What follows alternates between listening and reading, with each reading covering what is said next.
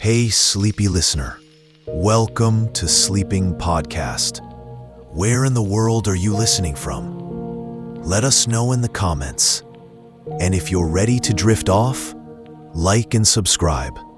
And let's begin. I remember the night I first stepped into the desert, when the world behind me seemed to grow faint, as though it had folded itself into silence, leaving only the breath of starlight and the endless expanse of sand before me. The air was cool and weightless, carrying with it the scent of distance, the faint trace of something ancient and unspoken. Above me, the sky spread out in vastness, velvet dark, scattered with stars that glimmered softly, each one like a whisper stretched across eternity. The sand beneath my feet was gentle, not harsh or biting, but smooth, as if every grain had been polished by centuries of wind, softened until it no longer resisted, but instead welcomed my step. I paused often, not out of weariness, but to let myself linger in the stillness, to breathe in the hush of the night.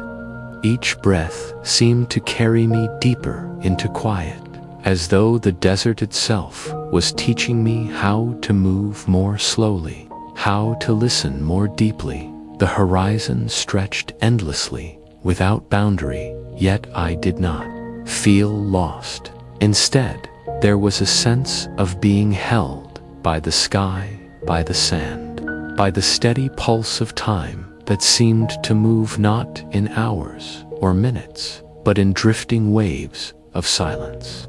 Every direction looked the same, but in that sameness I felt comfort. There was no need to choose a path or hurry forward. The desert was not asking me to find anything. It was simply inviting me to be. The moon rose higher, casting its pale light across the dunes. Shadows curved gently where the slopes dipped, and the ridges shimmered faintly, like ripples frozen in motion. It was as if the desert were an ocean, stilled by some great hush, its tides folded into sleep. I imagined that every grain of sand was a memory, a story held in silence, countless and unending. To walk here was to walk across the soft archives of time, each step stirring whispers to subtle four words.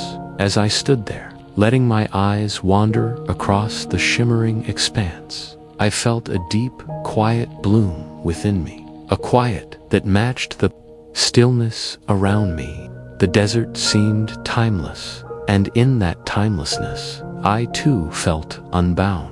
The day's burdens, the weight of thought, even the restless murmur of the mind seemed to loosen, falling gently away, as though the sands themselves had taken them in. I tilted my head back, gazing at the stars, their soft light resting like scattered jewels across the heavens. There was no urgency in their glow, no demand, only presence. I thought of how they had shone over these sands for countless ages, unchanged, unhurried. Their patience filled me with a kind of peace, as if reminding me that nothing needs to be rushed, nothing needs to be forced. The stars would shine whether I moved or stood still, and so I lingered, allowing my heart to move at the same pace as the night sky.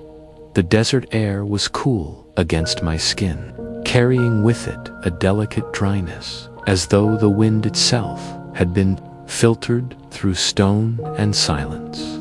It touched me like a gentle hand, soothing, steadying, quieting every restless corner of my mind. I let my breath fall into rhythm with it, slow and unbroken, as though the desert was breathing through me. Inhale, exhale, a tide of air as ancient as the earth itself. The more I stood in stillness, the more I felt that this desert was not empty, but full of presence, full of mystery, full of a listening vastness that asked nothing and gave everything. The silence was not hollow. It was alive, layered, like a soft fabric that wrapped itself around me. I began to sense that my journey here was not meant to be measured in distance, but in depth, the depth of quiet, the depth of being, the depth of wonder. Somewhere inside me, I felt the first hints of what I would later come to know as the world of wonder. It was not a destination I could walk toward, nor a treasure hidden in some far-off place. It was a way of seeing, of being, of letting myself rest so deeply in the present moment that even the shifting of sand felt like a gift. This was not a journey outward, but inward, toward stillness, toward softness, toward the hidden treasures of rest. I walked a little further, letting the sand cradle my feet, each step slow, unhurried. The desert opened before me like a gentle dream. I felt no need to decide where I was going, no urgency to arrive. The path unfolded beneath me in its own time, as though the desert itself would guide me wherever I was meant to be. My footsteps made no sound, only a faint impression left behind, soon softened, soon erased, reminding me of how fleeting each moment is, how beautifully temporary. I paused again, closing my eyes, breathing in the night. Behind my eyelids, I saw the shimmer of stars, soft and endless. I felt the vastness of the sands stretching in every direction, and within me, I sensed the beginning of a quiet unfolding, like the opening of a hidden door. The world around me and the world within me began to merge, their silence echoing each other. The desert was not separate from me. I was part of its stillness, its breath, its timelessness. I let myself stand there for a long while, doing nothing, seeking nothing, only being. The cool air touched my face, the sand held my steps, the stars glowed above. Everything was enough, everything was whole, and slowly, gently, I began to feel the weight of the day dissolve, like grains of sand slipping through open fingers, leaving only the soft warmth of presence, the gentle hum of silence, and the tender beginning of a journey into wonder. I began to walk, letting the sand shift softly beneath my feet, each step, a quiet surrender to the desert's rhythm. The moon hung high above, its pale light spilling gently across the dunes, guiding me as though it were a lantern placed in the sky for no reason other than to keep me company. The dunes rose and fell like frozen waves, their curves catching the silver glow, and I moved slowly among them, drifting with no need for haste. The air touched me with its cool breath, light as silk, carrying the calm of night across my skin.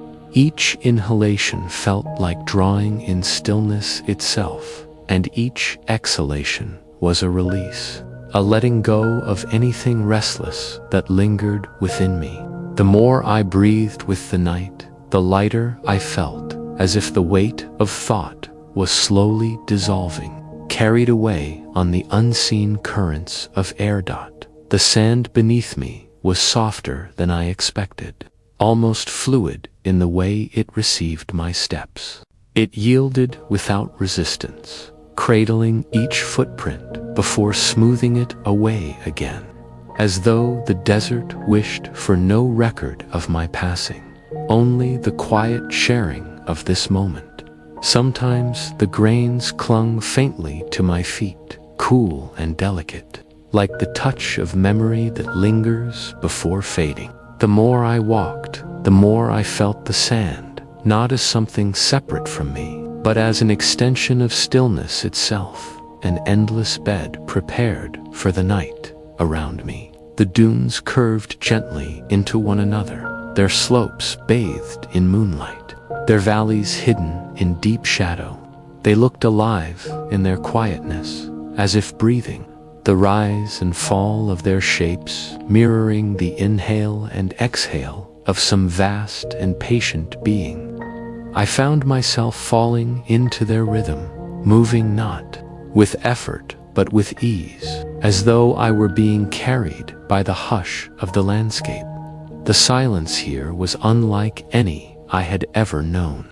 It was not an absence, but a presence, full, alive, a companion that walked beside me.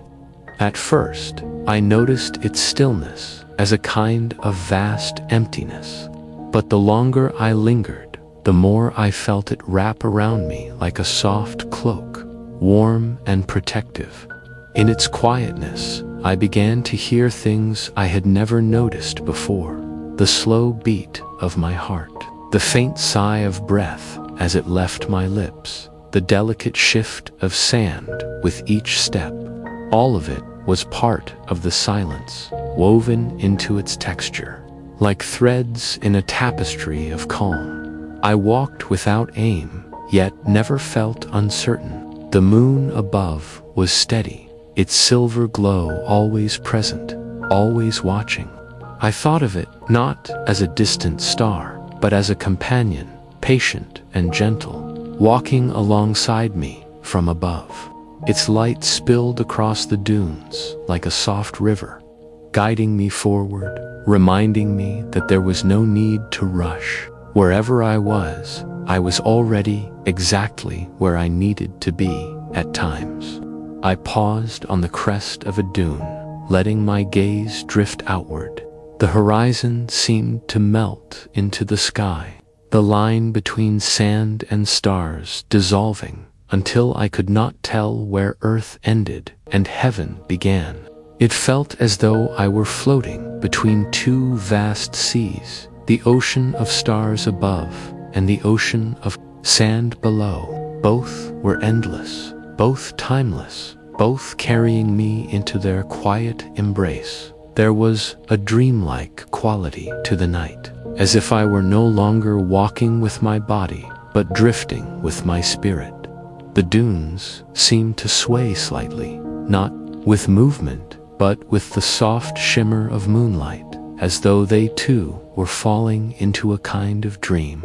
I let myself drift with them, letting thought dissolve, letting time stretch and soften until it no longer mattered. I began to notice the gentle repetition of my steps, the way my foot would press into the sand, the faint sound of grains shifting, the silence that followed: step, pause, breath, step, pause, breath. It became like a mantra, a rhythm that lulled me further into calm. Each step was a reminder of presence, each breath a reminder of release.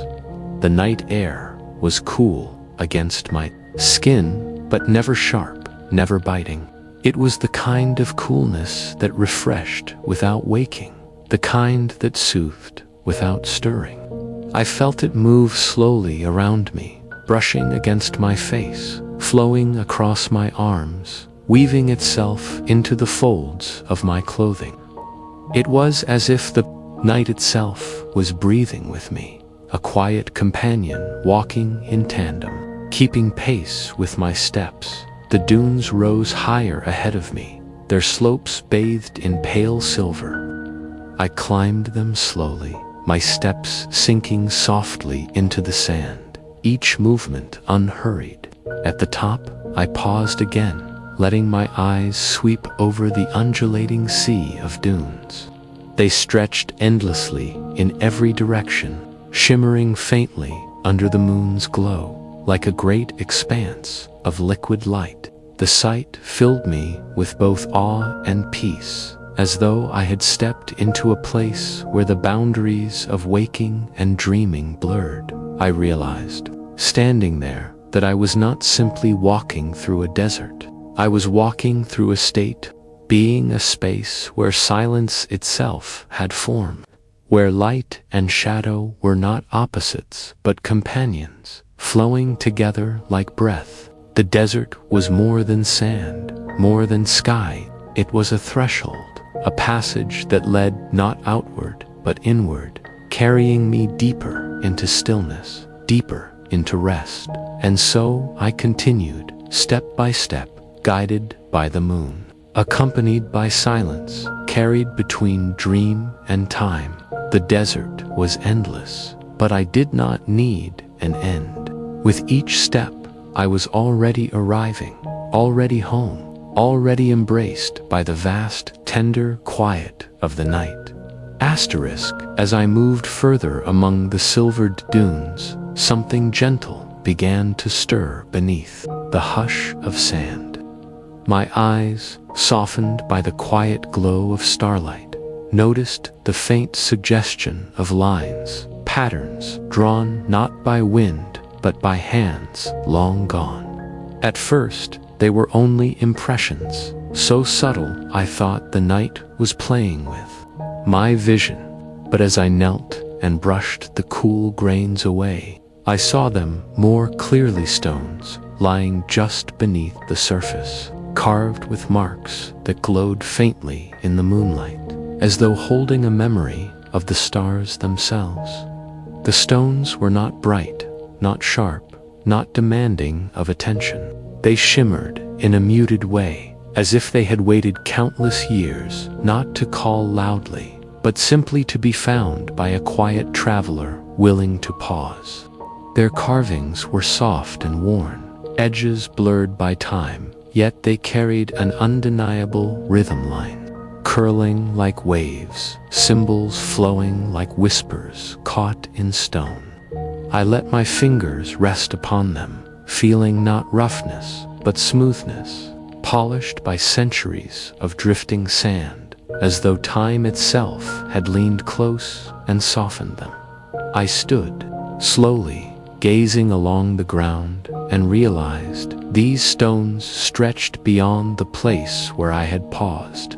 They curved in a subtle line, just visible under the sheen of starlight, forming a pathway that meandered through the dunes. It was not straight, not rigid, but flowing, as if drawn by water or wind.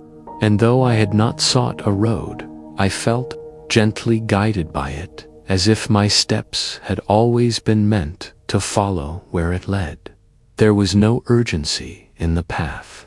It did not rush forward, nor did it pull at me. It simply invited, its glow steady and quiet, promising only companionship on the journey.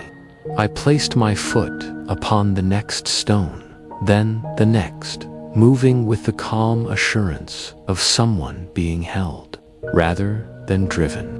Each step felt less like a choice and more like a continuation of something begun long before I arrived. As though the desert itself had written this road, and I was simply reading it with my body. The silence deepened around me, yet I did not feel alone. The faint glow of the stones seemed to hum with memory, as if every traveler who had ever walked here had left a part of themselves behind, woven into the path's quiet light. I thought of how all paths, whether across desert sand or the hidden corridors of the heart, carry with them the memory of those who walked before. Each step we take is layered upon another, like whispers folded one over the other, until silence itself becomes full of story. As I followed the glowing stones, I reflected on the nature of memory.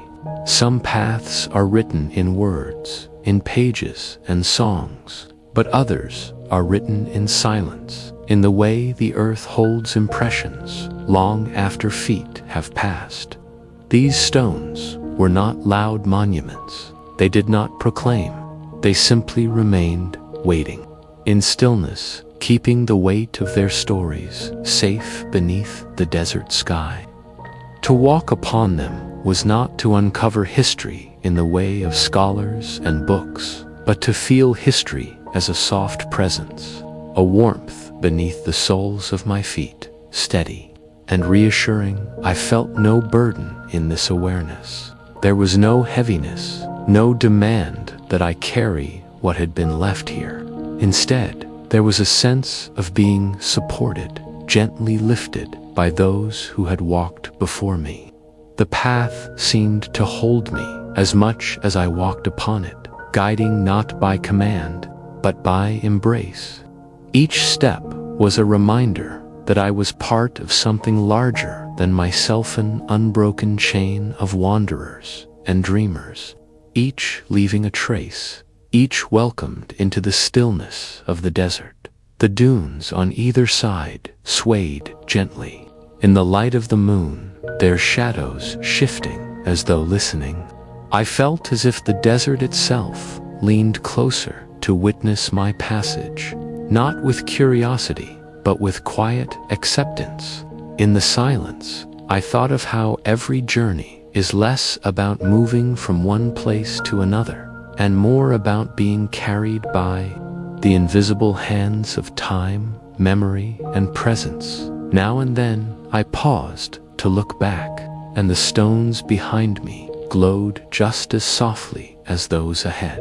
There was no distinction between past and future here, only the continuous unfolding of the present moment, lit by starlight and held by sand. It seemed to me that time itself was not linear in this place, but circular, like the patterns carved into the stones. I was walking forward, yes, but also deeper into quietness, deeper into wonder, deeper into the timeless embrace of the desert's memory. I slowed my steps even further, allowing myself to linger with each stone, to let its faint glow sink into me before I moved to the next. In this way, the journey became less about progress and more about presence. The stones were not milestones to be passed, but companions to be honored. I touched some of them as I walked, feeling their coolness, their patience, their silent endurance. Each one seemed to whisper a gentle truth, that to endure is not to resist, but to rest, to yield, to let the winds and sands flow across without fear. The night air was calm, the stars steady. My breath matched the rhythm of my steps, slow and unhurried. I felt as if I were dissolving into the path itself, no longer separate, no longer a traveler moving across the desert, but part of the desert, part of the memory it held. My footsteps became softer, quieter, until they were no more than faint sighs in the sand. As I followed the ancient path deeper into the dunes, I realized that what I was walking toward was not something new, but something eternal, something that had always been present, waiting beneath the layers of time, waiting for stillness to uncover it. And in that realization, I felt not the pull of destiny or the pressure of importance, but the tender reassurance that all things, when slowed enough, return to wonder. I let the path guide me, stone by stone, thought by thought, breath by breath, into a deeper quiet, a deeper softness, a deeper rest. The sands parted gently before me, their surface shifting as if they were water rather than grains of earth. What seemed at first like the edge of a dune revealed, with patient eyes, the faint outline of a structure long embraced by time. Half buried beneath the flowing desert, there stood the entrance to a temple, its doorway softened by drifting gold. The wind moved across it like a tide, carrying fine layers of sand down the worn steps, as though each grain were flowing into silence. I paused before it, not out of hesitation but in reverence, as one pauses before entering a sanctuary not made by hands but by the patient work of centuries. The stone was smooth, rounded at the edges where sandstorms had caressed it. Yet still it endured, waiting quietly beneath the sky. Starlight rested upon its surface, lending it a pale glow, a shimmer that felt less like illumination and more like memory, something the night had kept safe and now revealed. The entrance was wide, though softened by shadow. Sand had gathered in its corners, flowing like golden water that had come to rest, spilling gently down the steps, as if the temple itself were drinking in the desert. The sight filled me with a deep quietness, a sense that this was not a ruin, abandoned, but a place of stillness that had never needed attention or worship to hold its meaning. It was simply there, as much a part of the desert as the stars, a dwelling not for people, but for silence itself. I stepped closer, and each movement stirred the sand beneath me into soft whispers. My footsteps left shallow impressions, only to be slowly smoothed over by the desert's hand. The air grew cooler as I approached, a gentle shift from the night's lingering warmth. I lingered at the threshold, breathing deeply. There was no door, only a frame of stone, carved long ago with faint lines that curved like water channels, guiding the eye inward. The patterns were not loud, nor were they grand. They were subtle, like the ripples of a stream, as if the makers had wanted the stones to echo the softness of nature itself. Crossing the threshold was like moving from one element into another. The desert's air gave way to something denser, cooler, and more hushed. The scent of earth rose to meet me, rich and grounding, carrying the weight of stone and the faint trace of ancient dust. It was not musty, but clean in its stillness, as though the air here had been kept apart, sheltered from the restless movements of the world outside. I let the breath settle in me, and it felt as though my body itself had entered the rhythm of the temple. Each inhalation slower, each exhalation softer, a shared silence between stone and flesh. The steps descended gently, carved in wide arcs that carried me deeper into the earth.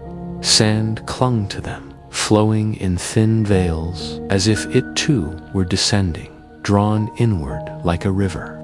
I placed my hand against the wall as I moved, the stone, cool and smooth beneath my fingers, and in that touch I felt something steadying, like leaning into the side of a great tree.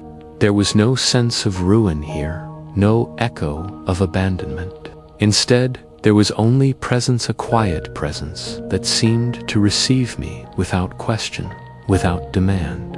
The corridor opened into a small antechamber where the sand had gathered, in a low drift against one wall, as though the desert had laid down to rest within the temple. The ceiling rose slightly, giving the space a soft resonance, and the sound of my breath seemed to linger there, expanding gently before fading away. I stilled myself to listen, and in the silence, I felt not emptiness, but fullness, as if the air itself carried the weight of rest. I lingered, letting my eyes adjust to the dimness. Shapes began to reveal themselves, the gentle slope of an arch, the faint shimmer of stone polished by age, the outline of a pathway leading further inward. All was calm, all was still, and in that stillness I felt no need to hurry. Time here was not linear, it spread like water over stone, patient, dissolving the sharpness of hours and days. As I stood there, I realized the temple did not feel like a monument to something long gone. It felt, instead, like a sanctuary kept alive by quietness itself. The desert outside moved, shifted, carried its winds and tides, but here, In this hollow carved of stone and silence, nothing pressed forward. Everything rested. It was a place not of worship in the sense of offering, but of belonging, where one could simply be, held by the stillness as gently as by sleep. The walls seemed to hum faintly with that truth, not in sound but in presence, as though each stone had absorbed centuries of desert nights and desert dawns, storing within itself the essence of calm. I felt myself soften in its embrace. My shoulders lowered, my breath deepened, and my thoughts began to move more slowly, like the sand drifting in thin streams along the steps. I walked further, and the air grew cooler, carrying the faint scent of dampness from deep within the earth. The fragrance was grounding, reminding me of rain long past, of rivers once flowing, of roots resting far beneath the soil. Each inhalation brought me closer to the heart of the temple. Each exhalation carried me further from the restless winds of the surface world. The temple seemed to open around me, not as a structure, but as an atmosphere. There were walls, yes, and passages, but they felt less like boundaries and more like the shaping of space into quiet. It was as if stillness itself had built this place, slowly, patiently, over countless nights, filling it with layers of silence that had weight and texture. I let my steps grow slower, until I was hardly walking but gliding gently across the sand-covered floor. My hands trailed lightly along the stone, and my body felt as though it were becoming part of the stillness rather than a visitor within it. Each breath was a prayer without words, not spoken to any deity, but simply to the present moment, a soft acknowledgement of being here now. In this sanctuary of quiet, I realized that the temple was not a relic to be studied or deciphered, but a resting place to be entered and received. Its purpose was not to teach, nor to hold secrets, but to cradle whoever stepped within, to remind the body how to soften, the breath how to slow, the mind how to settle into silence. And so I lingered, there, letting the golden sands outside fall from my memory like grains slipping through an hourglass. Within these walls, time itself had no urgency. The temple was not a place of endings or beginnings.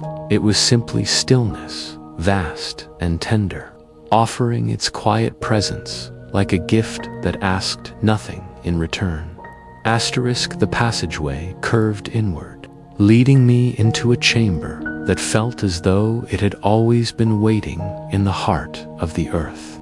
At first it seemed dark, but as my eyes adjusted, I saw that the walls themselves glowed faintly, as if the stone carried its own inner light. Patterns shimmered across their surface, not bright like fire, but soft and steady, like the last embers of twilight that refused to fade. The glow formed gentle shapelines that curved like rivers, circles that widened into spirals, and among them the quiet figures of jackals. They were carved with such delicacy that they seemed more like shadows resting upon the stone than images chiseled by hand. Their eyes were long and calm, not fierce, not piercing, but watchful in a way that felt protective. They were not guardians of gates locked against entry, but companions of silence, keepers of thresholds that all must pass through softly. I let my gaze linger upon them, and the longer I looked, the more it felt as though they were breathing in rhythm with me. Their stillness, echoing my own, they carried no weight of threat. Instead, they radiated a presence that felt like guidance, as if they were there to accompany, not to bar the way. The chamber itself seemed alive with this subtle light, The patterns were not fixed. They shifted gently, not in movement, but in perception, as though the walls were mirrors of the mind changing, flowing, becoming what one was ready to see. I felt my own breath draw slower, drawn into harmony with the quiet pulse of the room. The glow seeped into me, not to illuminate, but to soothe, to soften the sharpness of thought, until only the round edges of silence remained. I lowered myself onto the smooth stone floor, which felt warmer than I expected, as though it too carried the stored memory of the glow. Sitting there, surrounded by the carvings, I felt as if I were within a vast, breathing body of stillness, and that stillness was holding me gently, the way night holds the earth. I thought then of Anubis, not as the world so often paints him, not in fear or shadow, but as a keeper of passage. His presence was not about endings, but about transitions, the gentle crossing from one space into another. I realized that passage was not only the crossing from life into death, but the softer crossings that occur with each moment, from wakefulness into dreams, from sound into silence, from breath into breath. He was not a figure of fear, but of reassurance, reminding me that every transition is natural, every threshold a doorway into rest. I saw in them the tenderness of a guide who waits at the edges, ready to walk beside whoever passes through. They were companions of the in-between, guardians not of treasure hidden, but of peace revealed. Their watchful eyes seemed to hold no judgment, only patience, as if to say, "You are always held, always guided. In every passage you make, the treasure of this place revealed itself, not in glittering gold or precious stones, but in the atmosphere that gathered around Mitha, quiet weight of time itself, heavy and comforting, like a blanket laid across the shoulders." Here, time was not a river rushing forward, but a deep pool, still and infinite. Its presence filled the room like a low, steady hum that one could not hear with the ears, but could feel with the body. Resonating in bone and breath, I let myself sink into that weight, and it felt like being returned to something I had always known but forgotten, the slow rhythm of eternity that underlies each fleeting moment. Time here was not something to measure or escape. It was something to rest in, to be carried by, as gently as a child rests in the arms of a parent. The glow on the walls deepened in my eyes. The longer I sat, it was as though the light was not simply cast upon the stone, but breathed from within it, flowing outward, touching everything softly. It kissed the edges of the carvings, sliding along their curves. And in the shifting glow, the jackals seemed alive in their stillness. Not alive in movement, but in presence, as though the stone had chosen to remember them forever. And in that remembering, they remained. The chamber was silent, yet it did not feel empty. It was filled with an invisible current, like the space between inhalation and exhalation, a pause so complete it holds all possibility. In that pause, I felt my own mind loosen, thoughts scattering gently, like grains of sand slipping through fingers. They were not lost, but returned to the desert, where all things rest and blend. I closed my eyes, and behind them, I still saw the glow, not as shapes or patterns now, but as a soft radiance that drifted across my inner vision. It pulsed in time, with my breathing, and soon I could not tell if I was breathing the chamber, or if the chamber was breathing me. The boundary between what was outside and what was within dissolved, until I was simply part of this stillness, no different from the stone, no different from the carvings, no different from the desert itself. In that unity, the meaning of the treasure became clear. It was not an object, not something to hold or to keep. It was the felt presence of time slowed into stillness, of silence filling every space, of transition embraced with gentleness. It was the treasure of surrender, of allowing oneself to be carried, moment by moment, from one threshold to the next, without fear, without resistance. The jackals watched on, not as wardens, but as companions, their eyes steady, their forms calm. They were there to remind me, and all who entered, that the journey into stillness is never made alone. It is always accompanied, always guided, by forces softer and more tender than the mind can grasp. The glow dimmed slightly, or perhaps my eyes grew heavier, but either way the chamber seemed to deepen in quietness. The light was no longer something I looked upon, it was something I carried within. The treasure of Anubis was not hidden here in stone or shadow. It had already been placed in me, in the rhythm of my breathing, in the slowness of my heartbeat, in the patience of my body sinking toward rest. I stayed there, resting within the chamber of light, letting the presence of guardians and the weight of stillness lull me further into quiet. No thought pressed forward, no sound disturbed the air. There was only the endless unfolding of silence, carrying me ever deeper, as softly as sleep.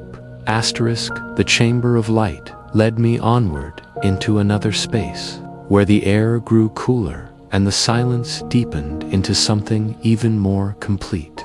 At the heart of this room lay a pool, shallow and still, its surface gathering the faint strands of moonlight that slipped in through narrow cracks above. The light touched the water gently, laying across it like silver silk, trembling only when the faintest stir of air moved through.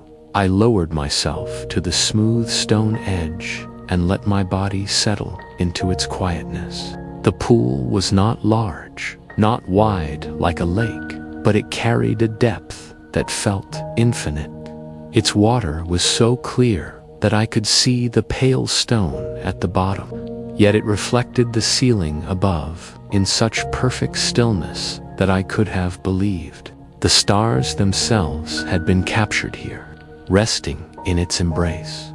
I watched as the surface shimmered faintly with the touch of moonlight, and in that delicate glow, I felt my thoughts begin to soften. Each ripple that appeared born from the faint settling of the air, or perhaps from my own breath moving across the surface, seemed to carry the weight of a drifting thought. A ripple spread outward, slow and widening, dissolving as it reached the edges until the water was calm again. In the same way, my mind released its thoughts, one by one, watching them drift and dissolve until all that was left was stillness. The pool seemed to breathe with me. As I inhaled, its surface shone brighter, almost as though it leaned toward the moonlight. As I exhaled, it dimmed, falling back into deep rest. I let this rhythm guide me, my breath sinking with the gentle shifts of light. It was as if the pool itself was a mirror of my inner self, showing me not only my reflection, but the slow current of my being. I leaned closer, and for a moment I saw myself gazing back, soft features illuminated by silver light eyes, half-lidded with drowsy calm. Yet the reflection did not feel fixed. It wavered gently with each small ripple, reminding me that I was never one thing, never one thought, but a constant shifting, a flowing, just like the water itself. The moonlight slipped across the surface in long, languid beams, They stretched like threads of silver weaving patterns that changed with every breath of air. I felt myself sinking deeper into their quiet repetition. Light, ripple, stillness. Light, ripple, stillness. Each cycle softened the edges of thought, lulling me as though the pool itself were whispering. Rest, release, return.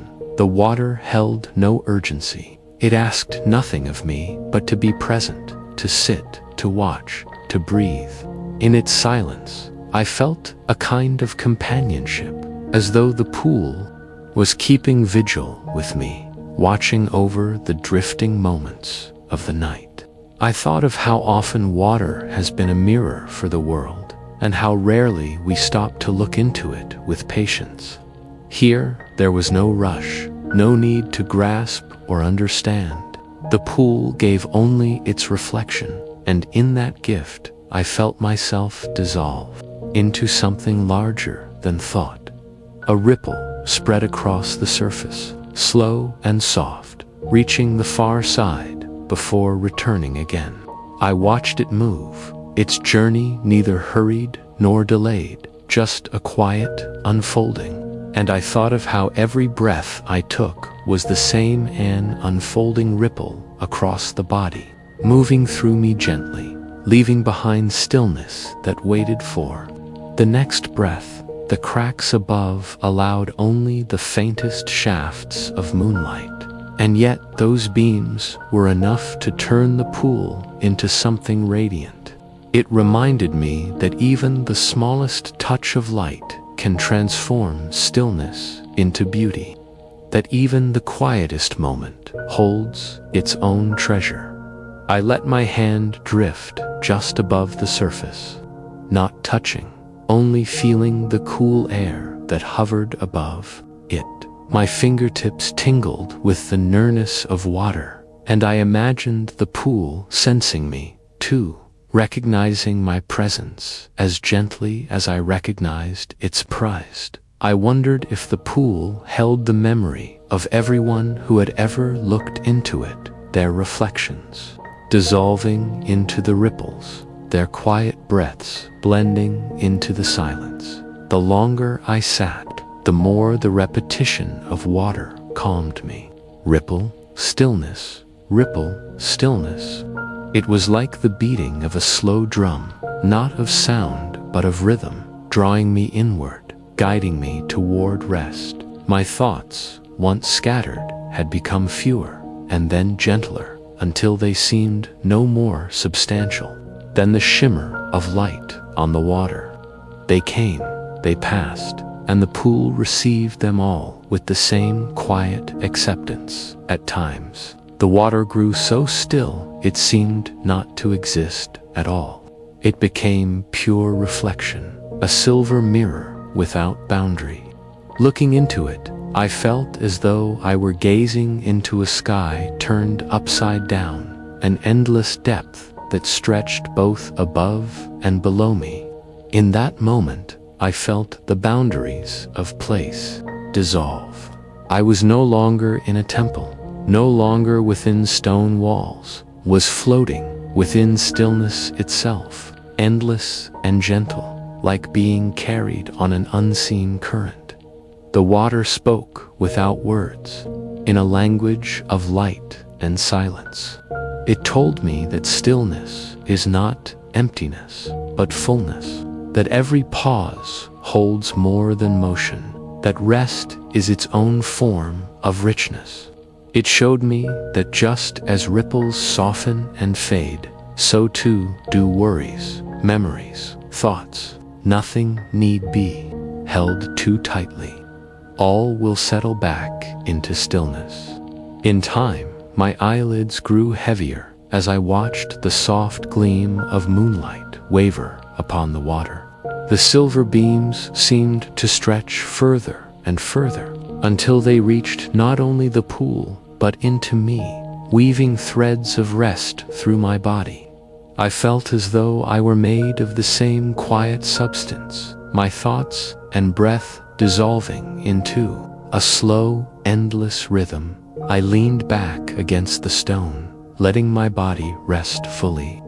The pool continued its quiet vigil, carrying moonlight across its surface, carrying ripples outward and back again.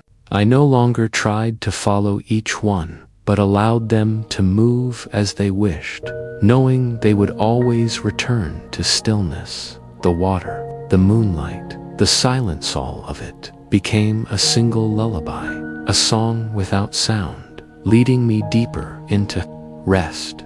And as my eyes drifted closed, I felt myself becoming part of that pool, a reflection folding into reflection, a ripple dissolving back into calm, until there was nothing but the stillness of night. I rose gently from the pool, carrying its stillness within me, and allowed my feet to guide me deeper into the temple's quiet heart. Beyond the chamber of water, I found a passage stretching long and narrow, carved of smooth stone that glowed faintly with the memory of moonlight. I stepped into it slowly, and with each soft footfall, I heard an echo drift away into the shadows, lingering long after the sound had been made. The echoes were not sharp or loud, but tender, like a voice remembered from long ago. They did not call me back, nor did they demand attention. They simply unfurled into the length of the corridor, floating and fading, leaving behind only a suggestion of sound. It reminded me of how memories move through the mind, appearing, echoing for a while, then softening into silence. Nothing lost, only transformed. As I walked, I found myself listening more than looking. The corridor itself was plain, long, and unadorned, its stone walls smooth and steady, its ceiling curving gently overhead like the inside of a shell. Yet the sound of my steps gave it life, as though the space itself breathed with me. The echoes filled what might otherwise have been empty, giving the air a rhythm, a subtle company. I thought of how even the simplest places can feel alive when they hold the faint traces of sound. Each echo seemed to stretch further than the last, as though they were reaching into the folds of time itself. I imagined them brushing against ancient footsteps that had once walked here, blending together across centuries, weaving a soft tapestry of sound.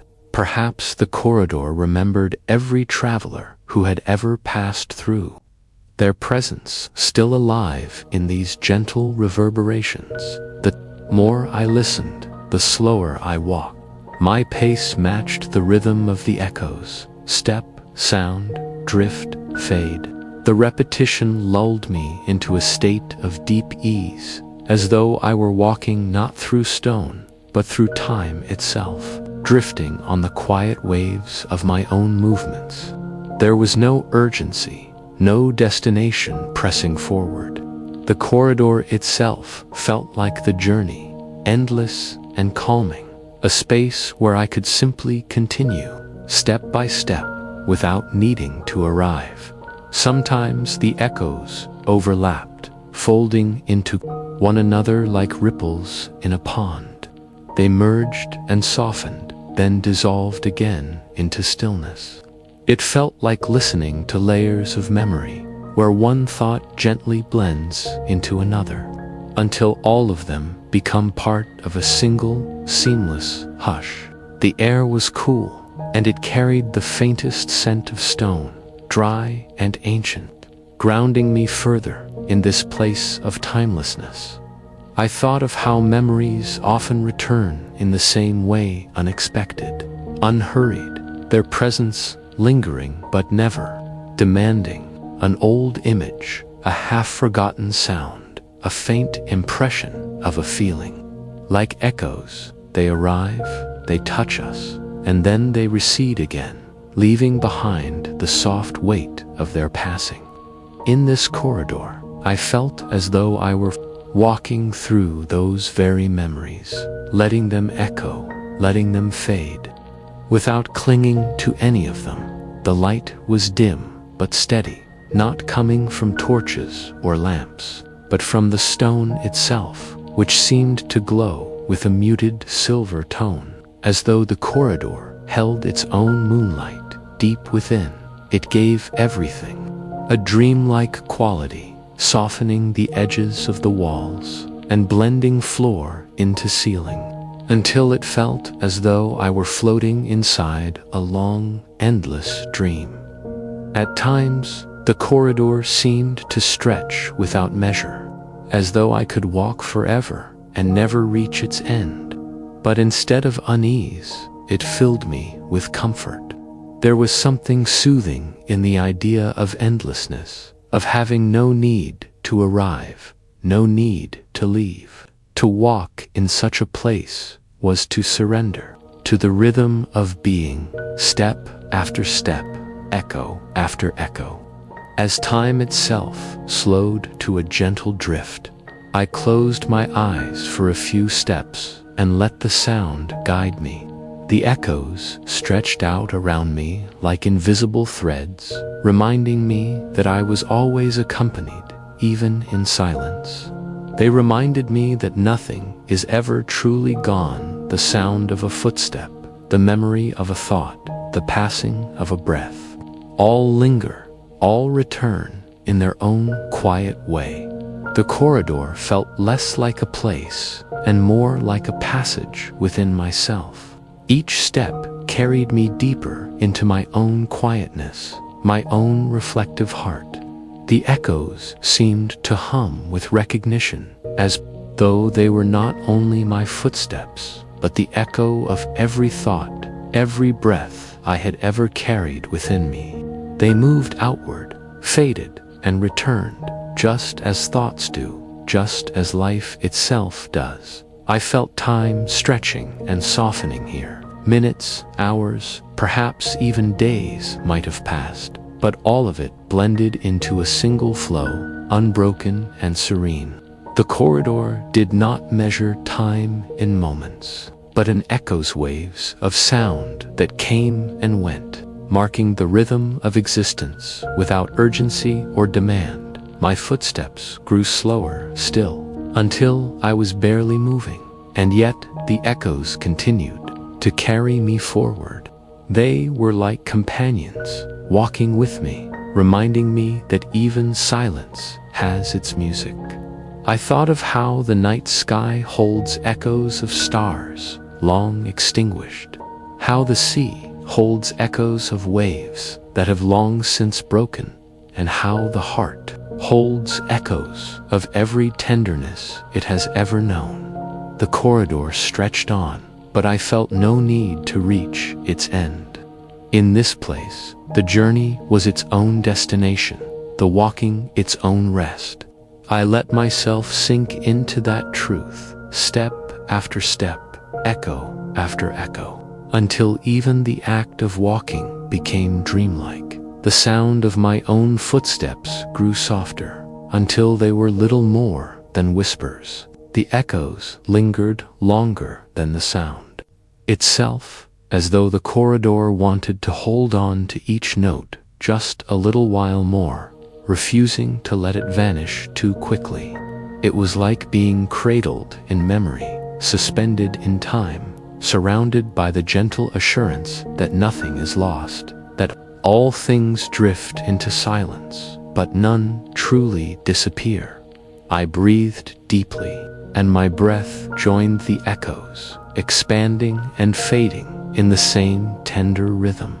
I let my body relax into this long passage, my mind drifting with the sound, until I no longer felt the need to distinguish myself from the corridor at all. I was the footsteps, I was the echoes, I was the silence between them. And so I continued, slowly, endlessly, through the corridor of echoes, wrapped in the soft, eternal hush of time itself. Asterisk, the corridor of echoes, with its lingering whispers and endless calm, carried me gently forward until the sound thinned into stillness ahead. The stone opened into a space far greater, a vast chamber where silence had a presence of its own. I paused at the threshold, letting my eyes adjust to the softened glow that filled the hall. It was not the brilliance of gold or jewels that met me there.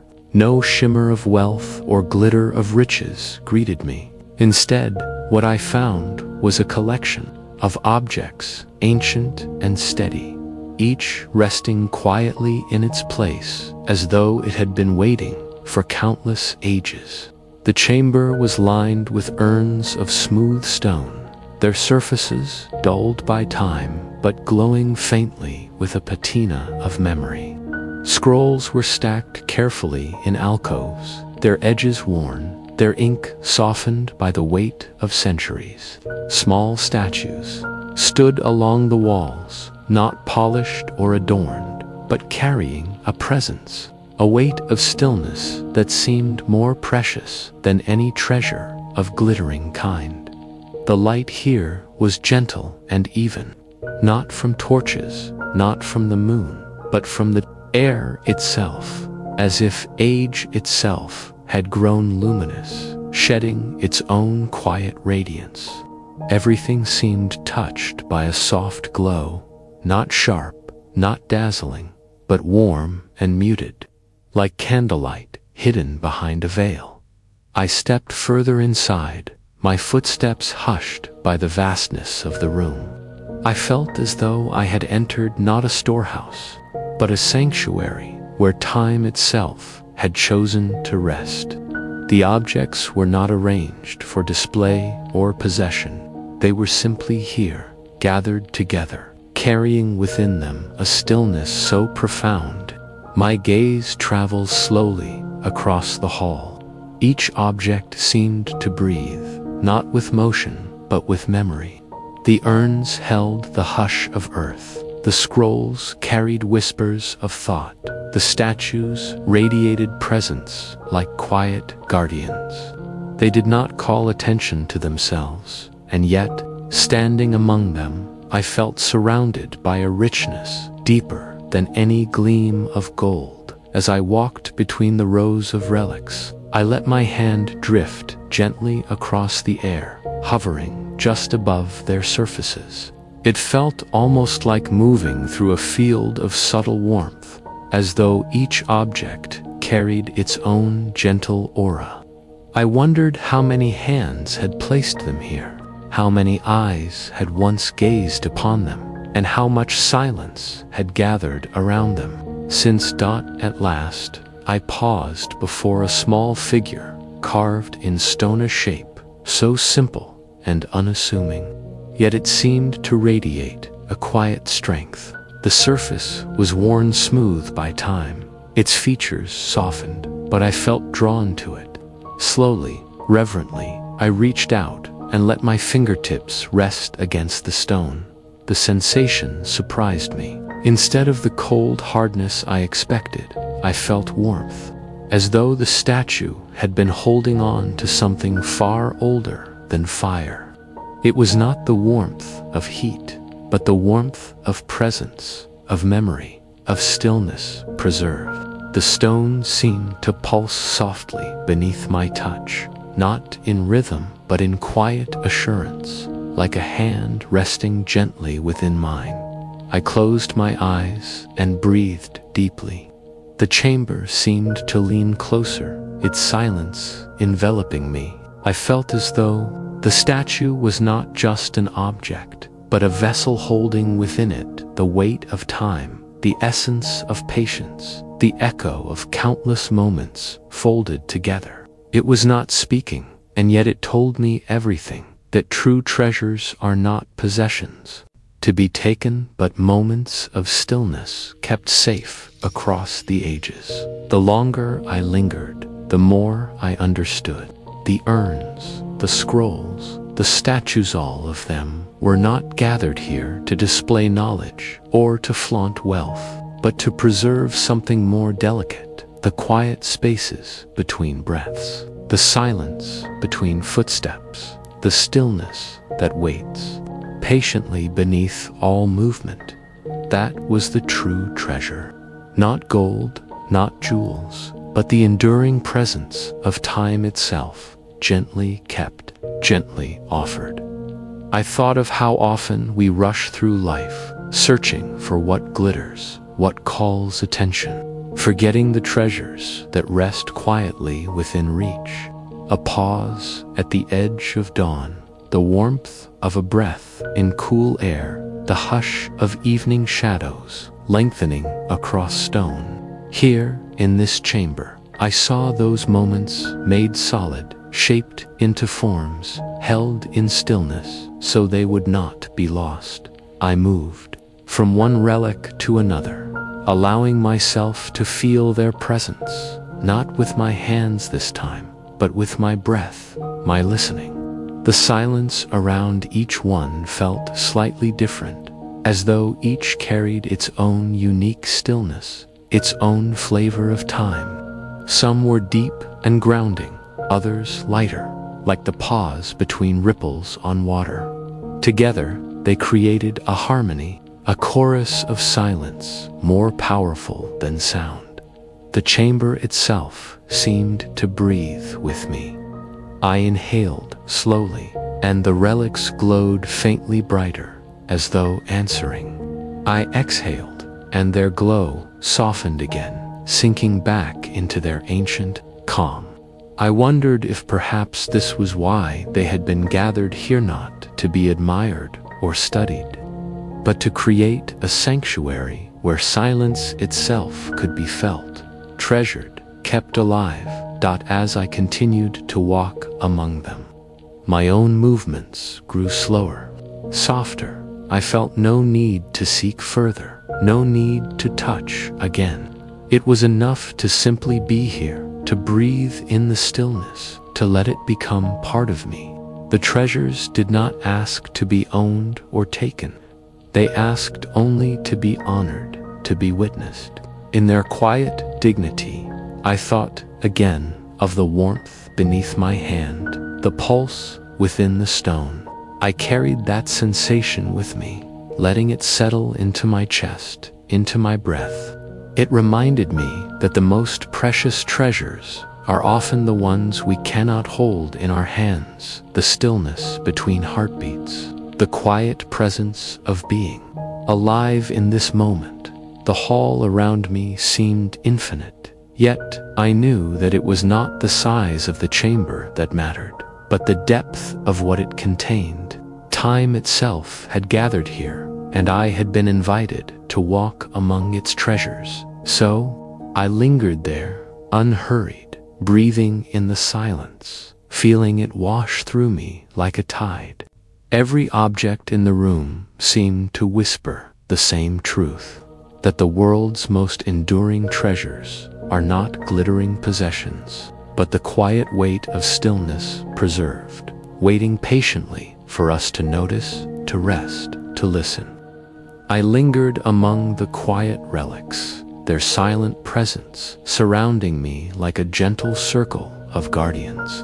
The chamber was hushed, yet not empty. It seemed to breathe, a slow and timeless rhythm that echoed softly within my own chest. As I sank down to rest upon the smooth stone floor, I felt myself joining in that rhythm, as though the temple itself was guiding me into a deeper stillness. I closed my eyes, and my breath became the center of everything. Each inhale rose within me like a tide, filling my chest with warmth and light. Each exhale drifted outward like a soft breeze across sand, carrying away the remnants of thought, the dust of restless moments.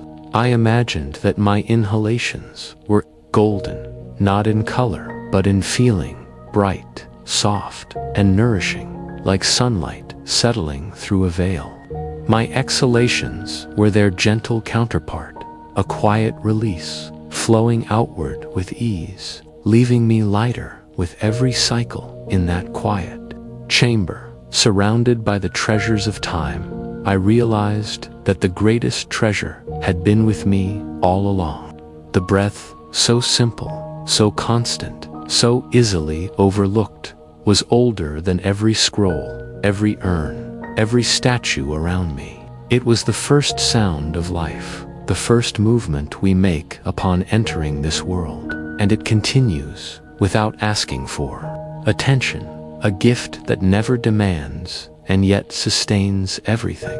As I inhaled again, I thought of it as a golden stream flowing into me, as though I were breathing in the essence of the chamber itself, ancient and calm. As I exhaled, I imagined grains of sand spilling slowly through an unseen hourglass, drifting without hurry, measuring time not in numbers but in softness. The breath was a bridge, carrying me effortlessly between presence and release, between holding and letting go, between wakefulness and the edges of dream. I let the imagery deepen, softening even further. Each inhale was like the quiet shimmer of starlight gathering above a desert plain, countless points of radiance drawn silently into the sky.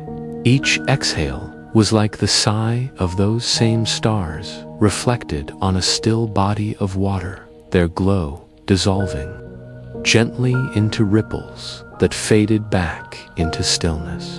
My breathing was a tide upon the shore of time itself, forever rising, forever receding, with no beginning and no end. The longer I sat, the less I felt separate from the chamber. My breath seemed to weave into the silence, as though the air within me and the air within the temple were the same. The golden flow of my inhale seemed to brighten the room, and my exhale seemed to soften it, dimming it like a lantern at rest. It was as if the temple and I were breathing together, companions, in stillness, sharing the same endless rhythm. I thought of the scrolls resting in alcoves, their ink faded yet intact. What words could be written that would outlast a single breath? I thought of the urns, vessels of time and memory. What contents could they hold that were more enduring than the air we carry in and out of our lungs, moment after moment? The statues, shaped with care by long-gone hands, stood as guardians, but even they seemed to bow to this more ancient treasure. Breath required no carving, no preservation, no display. It was already eternal in its simplicity, repeating itself through every living being who had ever existed. As I inhaled again, I felt the breath as a golden thread stretching backward through time, connecting me to every life that had ever drawn. The same air, as I exhaled, I felt it extend forward, offering itself to those yet to come. Breath was not mine. Alone it was the oldest gift, endlessly shared, endlessly renewed. It was the rhythm of all things, the invisible tide that connected every heart, every moment, every life. My body softened, sinking deeper into calm. I noticed how, at the very top of each inhale, there was a stillness, a golden pause, radiant and suspended, as if time itself stopped to listen.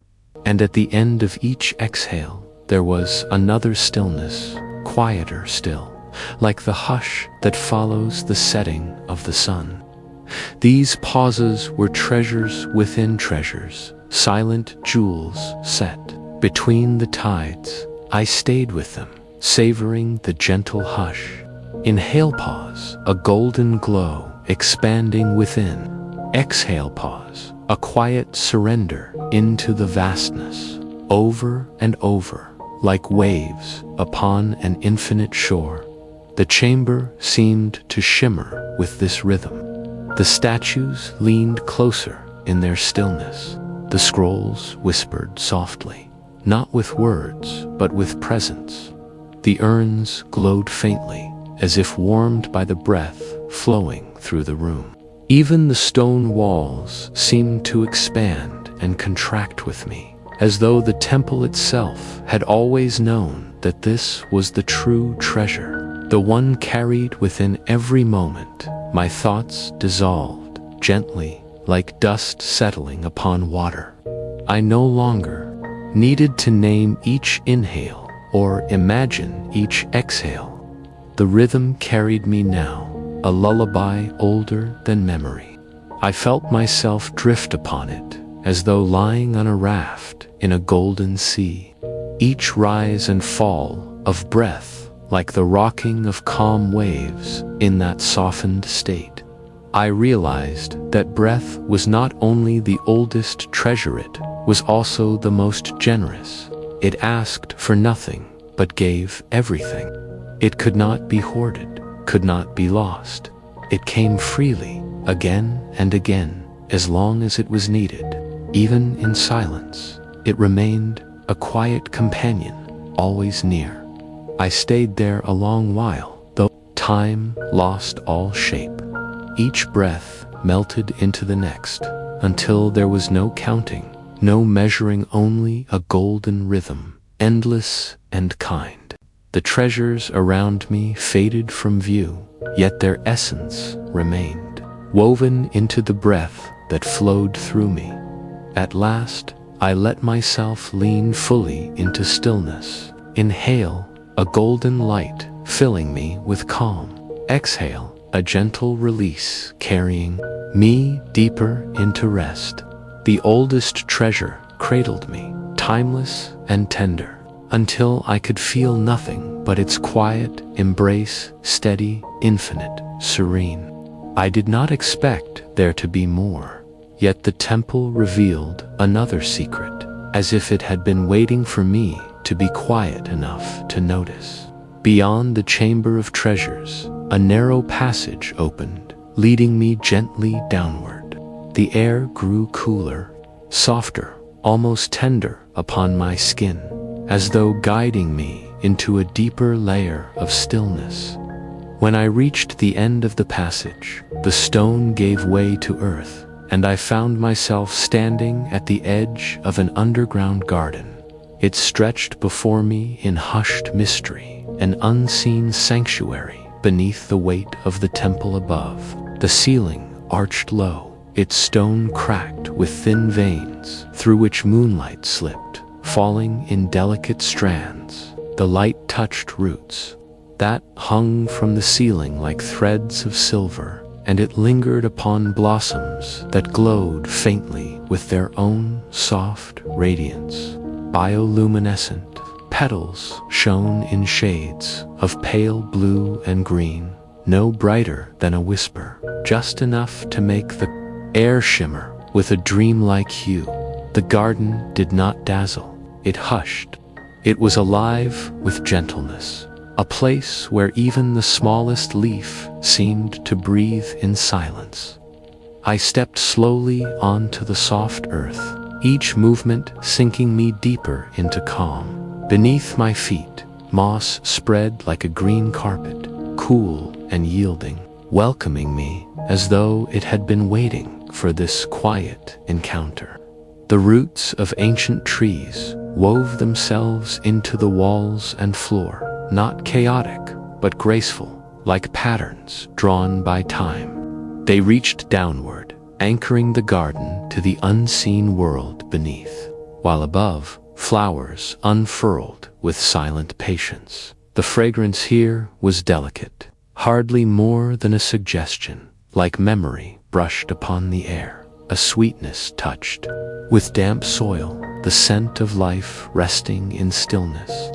I paused to breathe it in. Inhales soft, floral calm. Exhale release into the mossy hush. The rhythm I had discovered earlier in the Chamber of Treasures now wove itself into this hidden garden, like the breath of the earth itself. I moved slowly, letting my hand trail over the leaves, their surfaces cool, some smooth as silk, others rough with gentle ridges. Each texture carried its own kind of quiet, as though the plants themselves had learned that silence was their greatest gift. Their bioluminescence did not blaze like fire, it glowed like memory, like the faint shimmer of stars glimpsed through a veil of mist. A small stream trickled through the garden, its water clear as glass, reflecting the glowing plants along its edge. The sound was delicate, a soft thread of music that barely rose above silence, like the temple itself exhaling. I knelt beside it, dipping my fingertips into the water. It was cool, steady, endless. Ripples moved outward from my touch, carrying light across the surface, then returning again to stillness, as though reminding me that even disturbance here resolved into peace. As I sat back, I noticed how the roots seemed to embrace the entire space, weaving around stone and soil, holding everything together with patient strength. Flowers grew in their shelter, small and bright, but never hurried. They seemed to know that time was not an enemy here, but a companion. Renewal unfolded, not in urgency, but in quiet persistence, as natural as breathing, as inevitable as rest. I thought of how strange and beautiful it was that such a garden lived beneath a temple of stone. Above, relics of stillness preserved the passage of time. Below, life moved without sound, growing softly, carrying renewal, not in noise, but in breathless calm. Both were treasures, the stillness of what endures, and the renewal of what quietly returns. I let myself walk further into the garden, the glow of the plants surrounding me in a tender embrace. My steps were slower now, not because of weariness, but because moving slowly allowed me to feel each moment more fully. Every fragrance, every shimmer of light upon the leaves, every soft yielding of moss beneath my feet seemed to deepen the silence at last. I found a small hollow where roots formed an arch, like a doorway into rest. Flowers clustered there, glowing faintly, their light so gentle it seemed to pulse with my own breath. I lowered myself into the moss, leaning against the curve of the roots, and felt the earth cradle me. The glow of the blossoms hovered above like constellations, soft stars born of soil and stone. The fragrance deepened as I lay back, filling me with a sense of renewal that was not bright or awakening, but quiet and restful, like the way a body restores itself in sleep.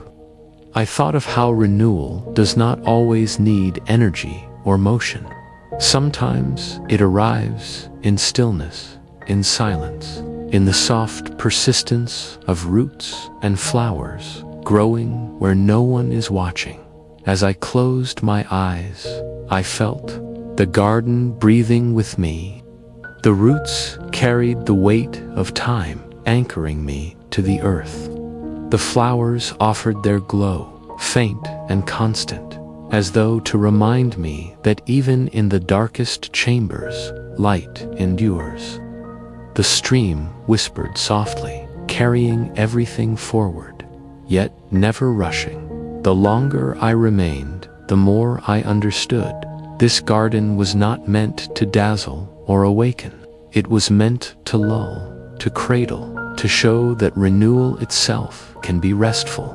Life need not always burst forth with sound and color. It can unfold in silence, in shadows, in gentle radiance that soothes rather than stirs. I lay still among the roots, my breath slowing, my body sinking deeper into the earth's embrace. Above me, faint light trembled through cracks in the stone ceiling, mingling with the glow of blossoms below. Together they wove a quiet sky, a hidden heaven beneath the temple. I let it hold me, this garden of silence, this secret resting place of roots and flowers. I let it remind me that even in stillness, life flows. Even in silence, renewal breathes. And so, I drifted deeper into its quiet rhythm, as if the earth itself was lulling me into a dream.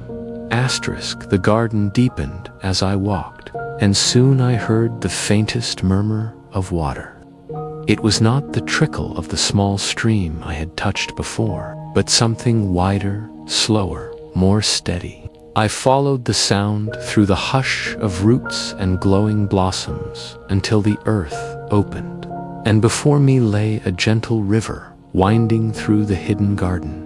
Its surface gleamed with the faint light of the bioluminescent plants leaning close to its banks. Shadows of roots and branches reached toward the water, dipping like fingers into its calm embrace. The river did not hurry. It moved with patient curves, as though it had all the time in the world to find its way. Watching it, I felt time itself slowing, softening, loosening its edges. I lowered myself to the riverbank, where the moss grew thick and yielding. It was as soft as a bed prepared by the earth, inviting me to sink into its quietness. I lay down, resting on my side, my head cradled by the gentle slope, and listened. The water carried a sound unlike any other, neither loud nor sharp, but steady, like a breath stretched endlessly, flowing outward, returning inward. It was the sound of release, of surrender, of everything finding its place in silence. The surface of the river caught the faint light that spilled through cracks above, blending moonlight with the glow of the blossoms. The ripples carried these lights into patterns that seemed alive, yet never restless. Each wavelet rose and fell with unhurried grace, like the chest of the world rising in sleep. I watched the ripples move outward, then return to stillness. Again and again, a rhythm as endless as breath itself as I gazed. I thought of how the river reflected everything without clinging to it. Roots bent over it, and their shapes shimmered in its surface, trembling with every small movement of the water. Blossoms leaned close, and their glow was mirrored, doubled in the depths. Even the faint strands of moonlight were caught in its shifting mirror, laid gently across the current. Yet nothing stayed forever. Each reflection appeared, softened, then dissolved into ripples. Fading into the next moment, I let my thoughts drift in the same way. A memory rose, like a root leaning toward the river. It touched the surface of my mind, lingered for a breath, then dissolved into stillness. Another came, a faint image, a feeling, a fragment of something long ago. It too drifted, softened, was carried away. The river showed me that holding was not necessary, that everything could flow, return, dissolve, and the silence would remain. The longer I lay there, the slower my breathing became. Inhale like the rise of a ripple. Exhale like the slow release of the current. My body softened against the moss, as if the earth was shaping itself to cradle me. The river's voice deepened, not louder, but closer, entering into me, until I could no longer tell whether I was listening to it or breathing with it. I closed my eyes for a while, and in the darkness behind them, I felt the current moving. It carried me without movement, drifting not through space, but through time. Each ripple seemed like a moment passing, born from stillness, trembling with soft life, then dissolving again into rest. Nothing was lost, nothing resisted. Everything became part of the flow. When I opened my eyes again, the water was unchanged, steady, patient, infinite in its calm. A leaf had fallen upon its surface, set adrift by some unseen breath, It floated without struggle, turning gently, carried wherever the river wished to take it. I watched until it disappeared beyond a bend, and in watching, I felt myself become the leaf. My own weight lightened, my edges softened, and I surrendered to the thought of being carried, borne by something greater, never hurried, never left behind. I let that feeling fill me, the surrender, the release.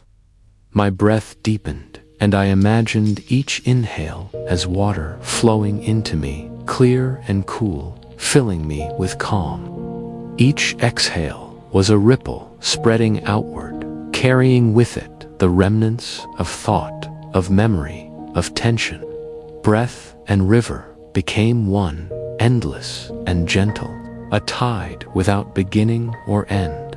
By the river, the glow of the blossoms softened, and their light merged with the water's own slow shimmer, until it felt as though the river itself was glowing from within. I lay there, wrapped in its presence, feeling that I too was part of this soft illumination, a being of breath and reflection, drifting through time as quietly as the current itself. The river's song did not change, and yet it seemed to grow richer the longer I listened. It was a song of surrender, of patience, of the deep stillness hidden within movement. Nothing in it rushed, nothing strained. It was the slow voice of eternity, spoken not with words, but with ripples, with reflections, with the hush of water against stone.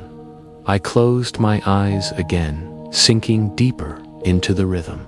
The river carried me in its sound, its patience, its luminous calm. I did not need to move, nor to reach, nor to seek. I only needed to drift, as the leaf drifted, as the ripples drifted, as the reflections drifted. Surrender became rest. Rest became sleep. The river wound on, and I wound with it, a quiet traveler, lying on its bank, breathing in time with its endless flow. In the heart of the garden, beneath the ancient temple, I became part of the slow current, carried not by water, but by silence, by breath, by the soft unfolding of time itself. The river's murmur stayed with me as I rose from the moss and followed its gentle curve. My steps were unhurried, each one carried by the rhythm the water had placed within me. After a time, the path brought me to a small stone bridge arching across the current.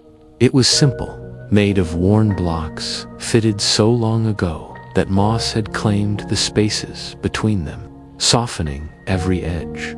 I paused before stepping onto it, letting my gaze linger on the way the stones curved like a half moon over the water.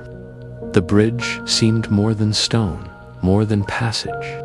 It felt as though it had always been waiting, not to carry travelers quickly across, but to invite them to pause, to notice the threshold between one shore and the other. As I placed a foot upon it, the river below deepened its glow, catching the reflections of blossoms leaning close and the faint scatter of stars that shone through the cracks above. The sky was fractured in pieces, glimpsed only through narrow openings, yet the water held it whole, a mirrored expanse of silver and darkness flowing together. I lingered there, watching the stars tremble with each ripple. The bridge became a place of stillness between two worlds. Behind me was the garden, fragrant with roots and glowing petals, filled with the hush of Earth's slow renewal. Ahead was a softer mystery, unseen yet waiting.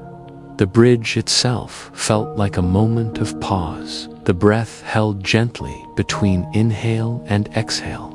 I thought of how every evening holds such a bridge, when the mind loosens its hold on waking, and the first touch of dream begins to enter.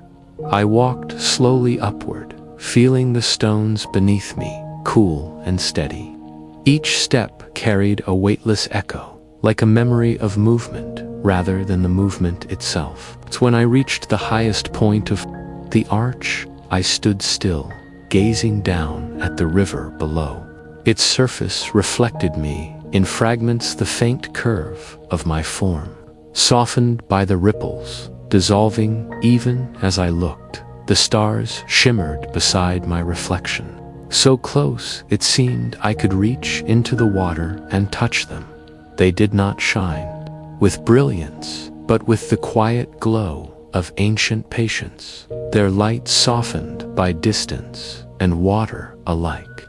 They reminded me that every night is a kind of crossing a passage over the bridge of sleep, where the familiar dissolves and the dream world opens like a hidden garden.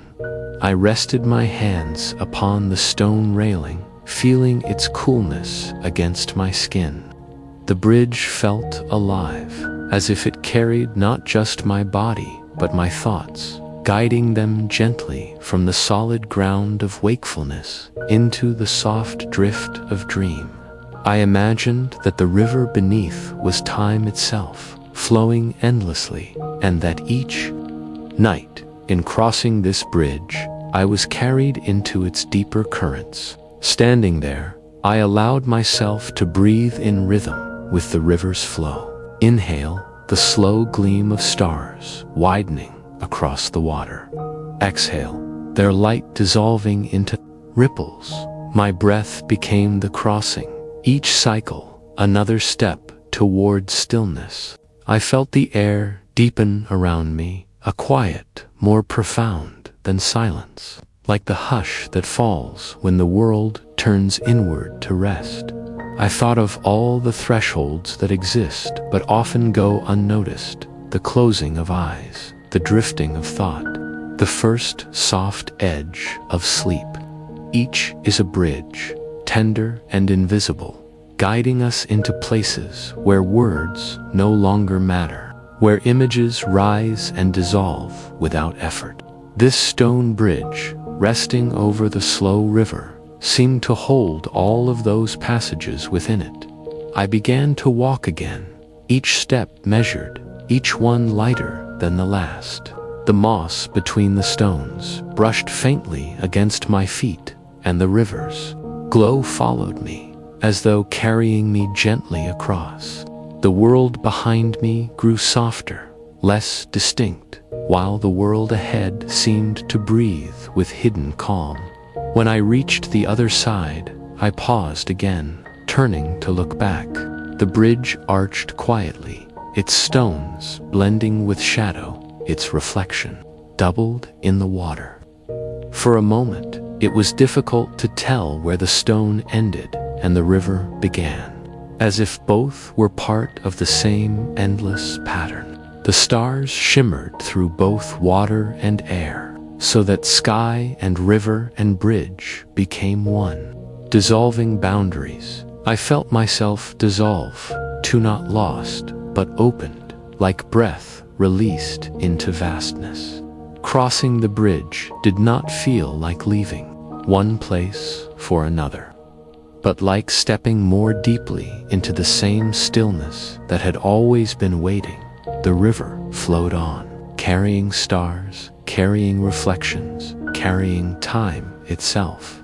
The bridge remained silent and steady, holding the space between, and I, a quiet traveler, walked slowly into the dreamlike hush beyond, knowing that every night, every breath, is its own gentle crossing. I stepped forward, leaving the bridge behind me, and the path descended gently into shadow. The air grew cooler, touched by a silence so deep it felt like velvet against my skin. After a while, the darkness opened, not into emptiness, but into vastness. I had entered a cavern so immense that its ceiling disappeared above me, At first it seemed endless and unlit, but then my eyes adjusted, and I saw it an entire night sky stretched overhead, as though the earth itself had opened to cradle the stars. The ceiling shimmered faintly, not with torches or fire, but with countless points of silver light. Some gleamed steady and strong, while others pulsed as softly as a sigh. They gathered into shapes that resembled constellations, but looser, freer, as though the stars were drifting in slow motion across the stone, imitating the heavens beyond.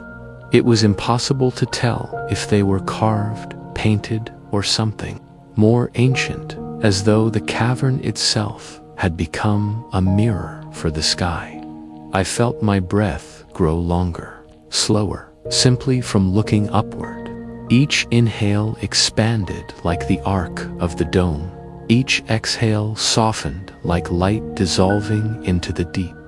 My steps slowed to stillness, and I lowered myself gently onto the cool ground. The stone beneath me was smooth, almost polished, and it welcomed me as if it had been waiting. I lay back, spreading my weight into it, and lifted my gaze into the glowing night above. The stars filled me. They did not overwhelm. They simply surrounded, patient and unchanging. As I traced their patterns, I felt my thoughts stretch outward, not racing, but floating, like drifting boats carried on a tide. Some of the constellations reminded me of shapes I once knew: an arc like a crescent, a cluster like a bird in flight, a curve like a flowing river. Others were unfamiliar, and I allowed them to be, watching without needing to understand. The longer I gazed, the less the cavern felt like a cavern at all. The ceiling dissolved into infinity, and the air around me seemed too thin until I felt as though I were lying not within stone, but upon the edge of the cosmos itself. My body became lighter, softer, as though gravity itself were loosening its hold. The stone cradled me, yet I also felt myself floating, hovering between earth and sky, held in balance. I closed my eyes for a moment, and the afterimage of stars lingered behind my lids. Tiny sparks of light drifted across the darkness of my mind, flickering gently like lanterns set adrift upon water. Each one seemed to carry a thought, a memory, a whisper, yet none stayed long. They floated through and away, leaving me quieter with every passing moment. When I opened my eyes again, the constellations seemed closer. They were not pressing down, but drawing me upward, inviting me into their calm expanse. Time had dissolved. There was no sense of how long I had been lying there, only the slow rhythm of breath and the shimmer of light. Perhaps hours passed, perhaps only moments. In that place, the measure of time no longer mattered. I let my gaze soften, no longer tracing specific stars, but allowing them to blur into a whole great, gentle canopy of quiet. It felt like a vast ocean, and I was floating upon it, weightless, unhurried, safe. Each inhale was like drifting a little farther outward, each exhale like sinking a little deeper inward. Breath and stars became the same motion, ebbing and flowing. Together, now and then, a faint sparkle would shift slightly, as though the constellations themselves were in slow drift. Or perhaps it was only my own perception, tilting as I surrendered more fully to stillness. The stars above no longer seemed separate. They were part of me, just as my breath was part of them. I felt the boundaries of my body soften until I was not a figure lying upon stone, but a presence stretched across light and darkness alike. The cavern was silent, yet it was not empty. It was filled with a hum so subtle it could only be felt, not heard, the quiet pulse of existence, steady as the stars themselves. I let myself rest within that hum, carried as though upon invisible currents. My eyes drifted, half closed, yet I did not lose the stars. They lingered on my inner vision, glowing gently even as the outer world dimmed. Thoughts slowed, then loosened, then dissolved. What remained was simply being, a sense of belonging that needed no words. The stars continued, their watch, endless and tender. I breathed in their glow, breathed out their stillness, until breath itself felt golden, weightless, timeless. I do not know how long I stayed in that chamber. Perhaps I am still there, in some quiet corner of myself, lying beneath that endless night. For the stars do not leave us. They only wait until we are ready to notice them again.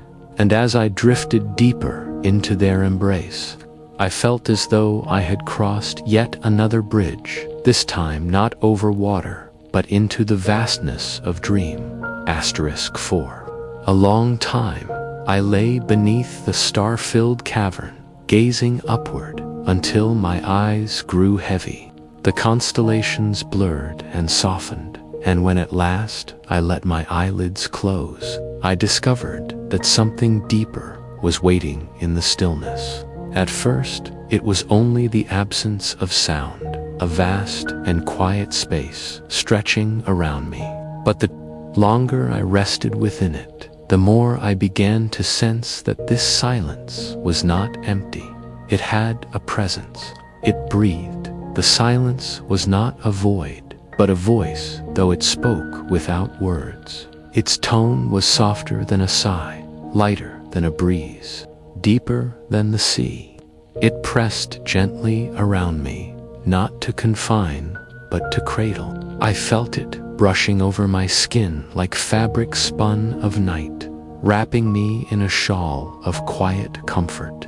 It did not ask me to listen. It only held me, steady and unhurried, as if it had always been here, waiting for me to notice. Each breath I took seemed to weave with it, thread upon thread, until silence became part of me. When I inhaled, it filled me like a gentle tide, cool and steady. When I exhaled, it lingered, stretching into stillness, softening into space. The rhythm repeated, simple and eternal, like the rocking of a cradle, like waves that would never cease. I began to realize that silence itself could sing not with melody, but with presence. Its song was made of pauses, of rests, of the spaces between thoughts. In its embrace, I no longer needed to remember or to imagine.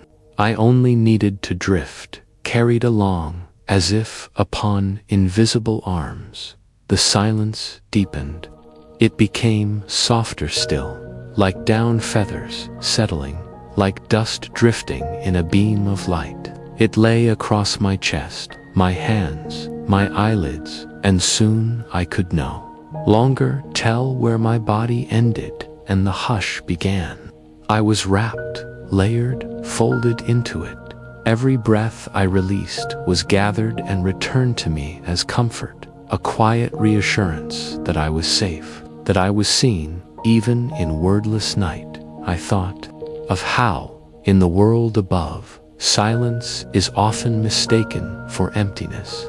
But here, in the depths of this temple, I understood that silence is fullness itself.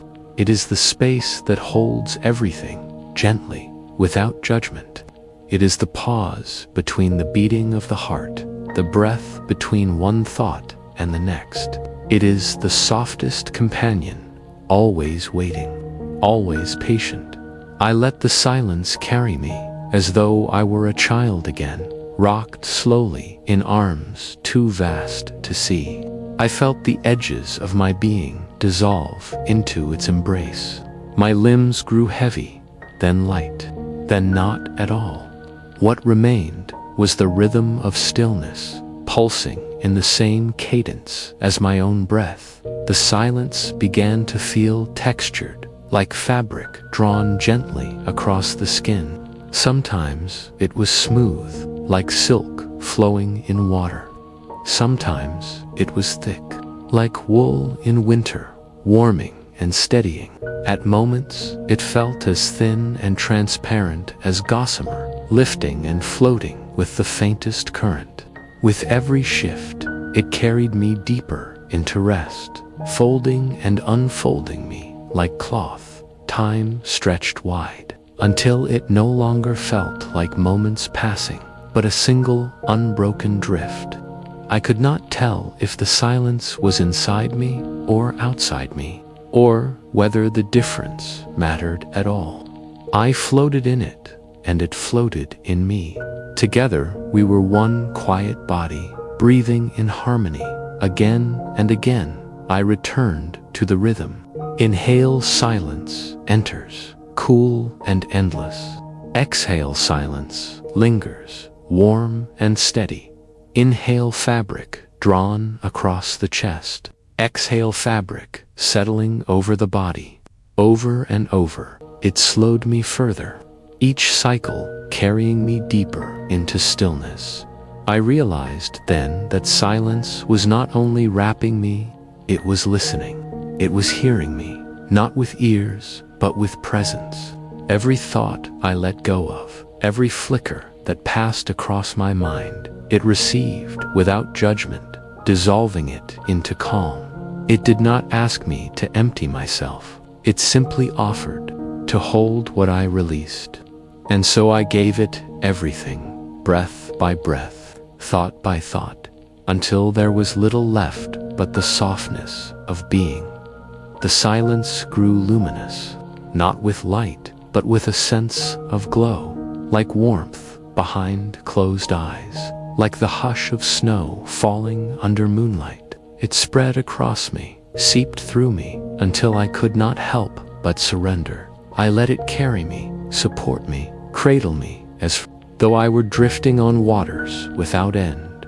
I could no longer say whether I was lying upon stone or floating in air. The silence had become my bed, my blanket, my atmosphere. It was soft and endless, without beginning, without end.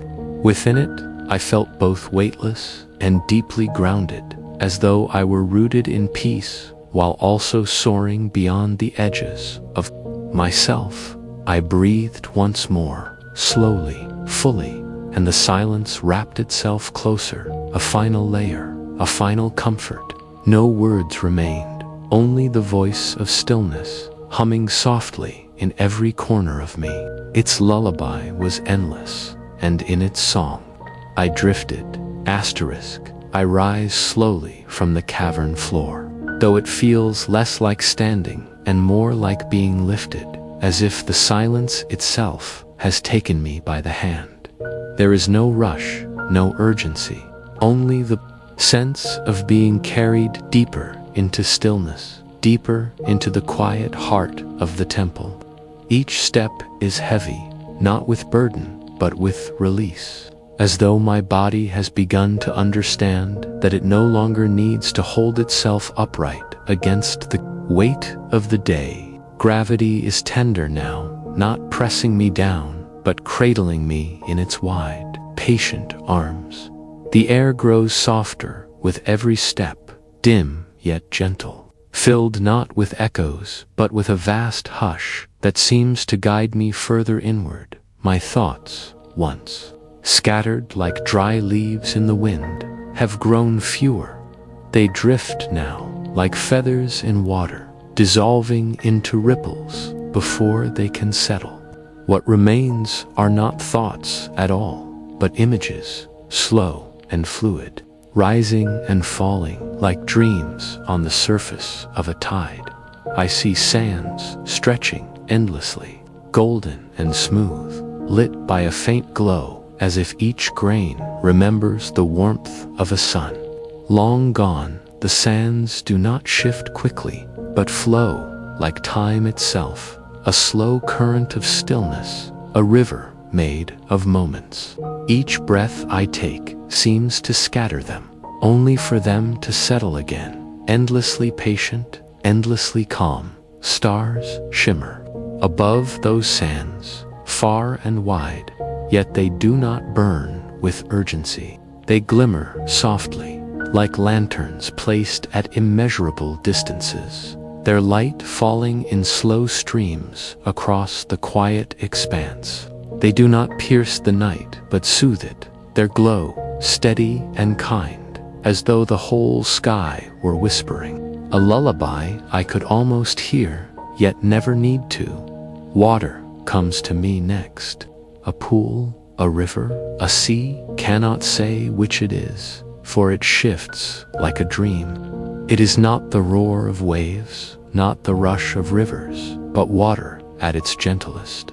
A slow ripple, a silver gleam, a surface so still it reflects the world above, as though holding it with infinite care. When my breath deepens, I imagine it blending with this water, rising and falling like the tide, flowing endlessly into rest. In these images, I walk further, though my steps have grown almost weightless. My body feels heavier, yet in that heaviness is comfort. It is the heaviness of lying down after a long journey, of letting the earth take all that I no longer need to carry. My shoulders sink, my arms grow warm, my head drifts toward the thought of a pillow not yet beneath it. I am descending, yes, but the descent is not downward. It is inward, into peace, into the quiet space where nothing is asked of me. Breath has become my only measure of time. Each inhale feels longer than the last, as though it stretches beyond the edge of the body, gathering light from the stars and coolness from the sands. Each exhale lingers, wide and unhurried, as though it is not leaving me, but dissolving gently into the world, returning home to the silence. The rhythm slows, again and again, until even breathing feels like part of the temple, as ancient and sacred as stone, as eternal as the night sky. And then, in that hush, I begin to understand what the treasure of Anubis truly is. It is not an object hidden in urns or buried beneath stone. It is not something I can touch or carry. The treasure is this descent itself, the safe passage from waking into rest, from thought into dream, from holding into letting go. It is the quiet assurance that every night carries me over a threshold, not into darkness, but into peace. Anubis, the guardian I once imagined as solemn and distant, now feels like presence itself, silent, watchful, endlessly patient. He does not lead me toward fear, but guides me into the gentleness of release. His gift is not gold, not jewels, not secrets. His gift is permission. Permission to sink into stillness, to be held by silence, to rest without needing to return. I feel this gift now as a weight across my body, not heavy, but grounding. My legs soften, my arms melt, my chest rises and falls. In the smallest of motions, my breath drapes me like golden fabric, shimmering yet invisible, wrapping me in the warmth of something older than time. With each exhale, I surrender more, as though dropping deeper into layers of quiet sand. With each inhale, I am met not with effort, but with comfort, the way water meets the shore again and again. Without end, there is no need for thought anymore. Only images, only sensations, drifting like faint lights across the surface of sleep. Sands, stars, water, a breath rising, a breath falling, a slow descent into something boundless, where nothing is demanded and nothing is withheld. I continue walking, though I no longer notice the ground. The path is not stone, nor earth, nor riverbank. It is the path of rest itself, carrying me further inward with each softened step. Ahead, there is no destination, only a widening quiet. Behind, there is no need to look back.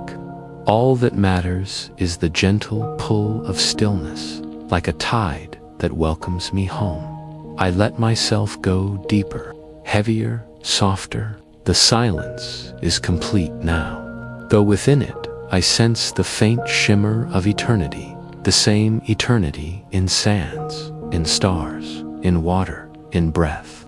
The treasure shines not with light, but with rest, and I understand, with a clarity as quiet as the night itself, that I am safe, that I am held, that I am already where I was meant to be. Asterisk, at the edge of the silence, I come upon another river. It does not rush, it does not stir. It glimmers faintly, like a ribbon of moonlight that has decided to lie down across the earth. Its surface is dark, almost black, yet from within it rises a quiet shimmer as if the stars themselves have dissolved and are drifting here in the underworld, waiting to be carried onward. Resting upon its bank, I find a stone vessel, not carved with grandeur, not gilded, not heavy with ornament. It is simple, shaped as though time itself had hollowed it, smooth and pale beneath the hush of this place. Its sides gleam faintly, as though the river has kissed them for centuries, smoothing every line, every edge. It does not call for urgency. It waits, endlessly patient, as if it has always been waiting for me. I step closer. My hand brushes against its side. Cool stone beneath my fingertips. Yet, in that coolness, a warmth spreads inward, slow and steady, like the memory of a hand held long ago. The boat rocks slightly, a subtle invitation, not a command, and so I step inside. The vessel does not resist my weight. It receives me gently, as if it has been carved not from stone, but from silence itself. I lower myself onto its floor, lying down slowly, my body lengthening, my breath deepening, my eyes gazing upward. The ceiling above is not stone anymore, it is the sky of the cavern, lit faintly with glimmers that resemble stars. They do not burn, they drift, just like me. The boat begins to move, no oars, no hands guiding it. It drifts as though set into motion by the simple act of my lying down, by the rhythm of my breath, by the river itself welcoming me. Slowly, slowly, it carries me forward. The motion is hardly motion at all, so gentle that it feels more like floating than traveling, drifting, floating, resting. The words themselves become rhythm. The rhythm becomes the journey. The stone beneath me is firm, yet it cradles me like water, like air, like the very silence I've been walking toward all along. I feel the weight of my body softening, arms loose at my sides, legs heavy yet at ease. My head rests as though upon a pillow made not of fabric but of stillness. I am carried, and in that carrying I am released. The river murmurs faintly, though it is not sound but sensation, a subtle vibration beneath the vessel, like the hum of the earth itself. Not loud, not insistent, only a presence that reassures me. You are not lost, you are being held. The darkness deepens around me, though it is not empty. It is full of rest, full of quiet, full of the infinite patience of night. Even then, I feel the drifting, the floating, the resting. Each breath merges with the rhythm of the river, slow and endless. Inhale, my body expands, light, gathers. Exhale, my body releases, the weight dissolves. Again and again, the cycle continues, timeless, unhurried. Sacred images rise faintly, as though painted upon the inside of my eyelids. Sands stretching out in quiet dunes, stars bending low, their light rippling like silver across the water. At petals of unseen flowers opening in silence. All of them drifting, all of them floating, all of them resting. Nothing remains for long. Each image dissolves into another. The way ripples fade, the way thoughts surrender, the way dreams arrive unannounced. I no longer know if I am moving forward along this river or if I have entered a space outside of movement. The banks do not pass quickly. Time does not press. Instead, there is only the sensation of being carried, of being guided, of being delivered, not to a destination, but to the quiet itself, drifting, floating, resting. The words echo softly, like a lullaby whispered by the river itself. The repetition is not empty, it is soothing, like waves meeting the shore, like breaths counted slowly in the darkness of night. Each time the words return, they seem to grow slower, softer, deeper, as though the river is teaching me how to let go, how to sink, how to be. I think of journeys, of all the paths that led here, of corridors where echoes lingered, of chambers where silence shone, of gardens where unseen flowers breathed light. Each step has dissolved into this moment, into this vessel, into this river of rest. None of it was about distance. All of it was about surrender. And here, on this boat of stone, I surrender more deeply than before. No destination, no map, number, measure of time. Only this, the quiet, the weightlessness, the tender certainty that I am carried endlessly into dreamlike stillness, drifting, floating, resting. The river widens, though I do not see it so much as sense it. Space expands, boundaries dissolve. The cavern ceiling above has vanished into night sky, starless, now infinite. The air thickens with a softness that feels almost tangible, like velvet drawn across the skin of the world. In this vastness, I am smaller, lighter, quieter, until I am little more than breath upon the river. A dream within the dreaming, drifting, floating, resting. The vessel needs no destination, for the journey itself is the treasure. The passage is not toward an end, but deeper into release, deeper into the silence that carries me, deeper into the heart of sleep. I let go. And in letting go, I feel myself being held by the stone vessel, by the slow river, by the endless night, by silence itself, drifting, floating, resting. The words fade, but the rhythm remains. Until there is no difference between the river and my breath, between the boat and my body, between dreaming and being. Only this, only now, only rest. Asterisk, the river widens. Its narrow, winding passage releases into something vast. The vessel glides forward, unhurried, and suddenly the banks dissolve, the walls fall away. And I find myself carried into a sea, the sea of stillness. It spreads out endlessly, as though the world itself has chosen to pause here, to stop its turning, to rest. The surface is flawless, so calm, so smooth, that it does not even ripple with the movement of my vessel. It lies like glass, like a mirror, too deep to ever shatter. And above it, pale beams of moonlight filter down from openings unseen, brushing. Silver across the water, across the stone, across my face. The vessel drifts farther, and the quiet deepens. Here, silence is not empty, it is full. It carries a weight, not heavy, but sacred, as though every sound has long since been absorbed, softened, dissolved into the water. I listen, and in listening, I hear nothing.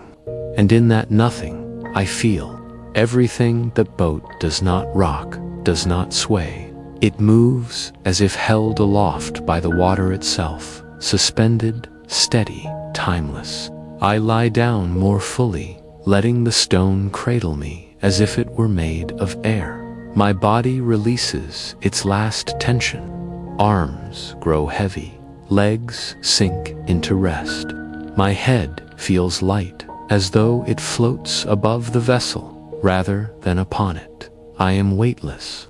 I am held. I am safe. The sea stretches so wide that it ceases to be a place. It is not shore, not horizon. It is simply stillness unbroken. The silver of the moonlight turns the surface into a sheet of dream, luminous, eternal. I gaze upward, and the ceiling of the cavern has vanished. There is no stone, there is only sky.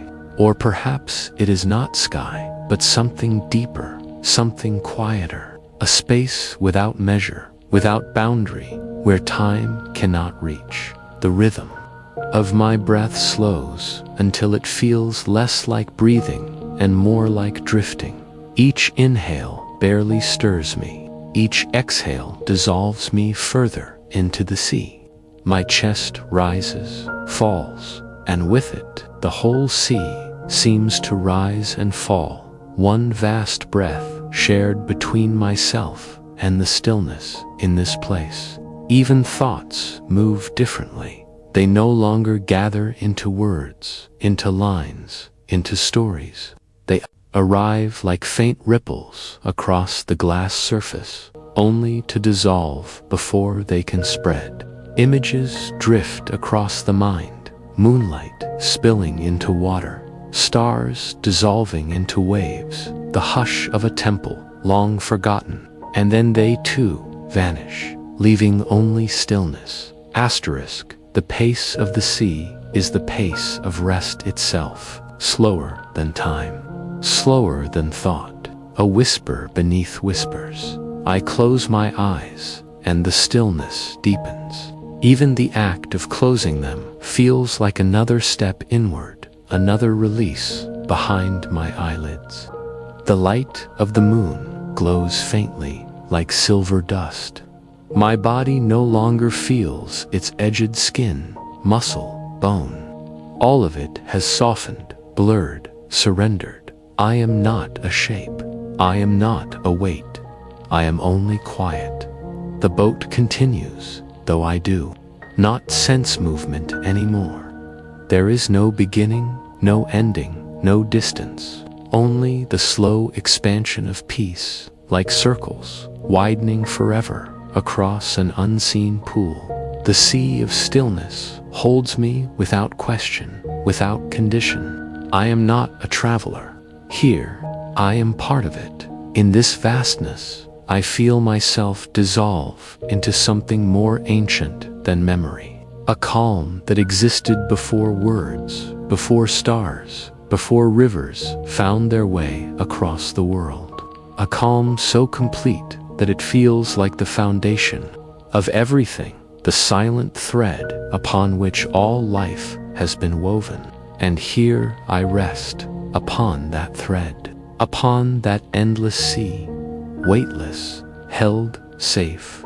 My breath slows further, almost imperceptible now, like the faintest tide, like the smallest motion of light upon still water. Each exhale releases the last remnants of wakefulness. Each inhale gathers only stillness, only quiet, only rest. The silence becomes softer, deeper, until it feels not like absence, but presence. It wraps around me, tender and vast, as though the whole sea is leaning closer, whispering not in words, but in calm itself. You are here. you are safe. You may let go. The vessel carries me forward, though there is nowhere to go. It carries me inward, deeper into the heart of the stillness, deeper into the hush where even dreams begin to fade into pure rest.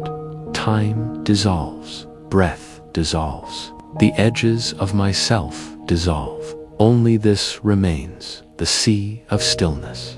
Moonlight spread like silver breath across glass water, the slow rhythm of release, the whisper of quiet that is not spoken but lived, and within it all, myself no longer a traveler, no longer a seeker, only a resting being, weightless upon the infinite, safe, held, at peace. Asterisk, the vessel drifts, though I no longer feel it moving. The sea holds me, the silence holds me, the stillness holds me. I have come so far, yet there is no distance, here only, the soft unfolding of rest, like a long breath drawn out into eternity. My thoughts, once wandering, once forming into shapes, now dissolve into the gentlest of images. They do not speak, they do not linger. They drift across the mind the way sand drifts across desert wind, the way ripples vanish across water, the way stars fade at dawn. I see sand, soft and golden, stretching, endless, each grain a moment.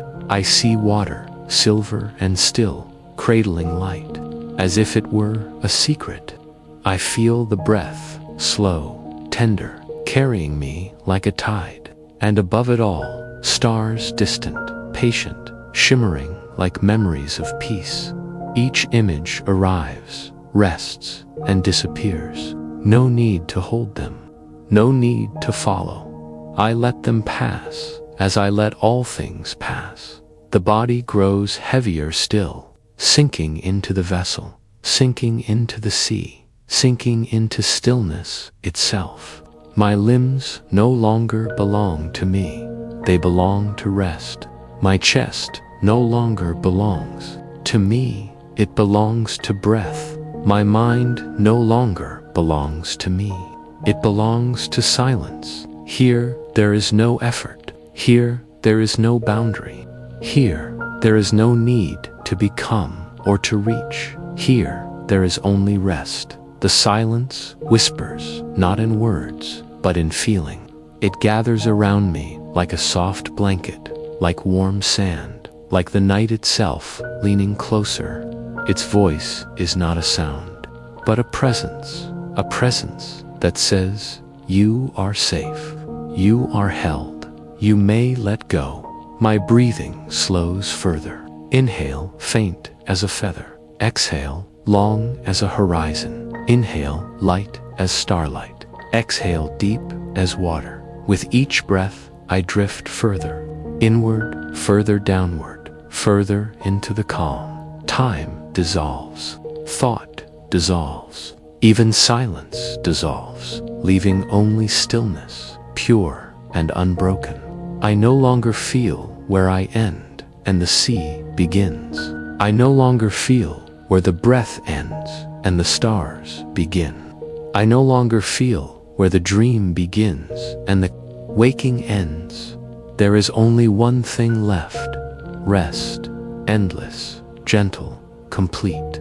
I surrender to it. I welcome it. I become it. The images fade one by one, each softer than the last. Sand drifting away, water falling quiet, breath slowing to a whisper, stars dimming into nothing. All dissolves, all returns to stillness. And in this stillness, I hear the final truth, that the treasure of Anubis, the gift of the temple, the heart of the journey, is not gold, not relic, not secret.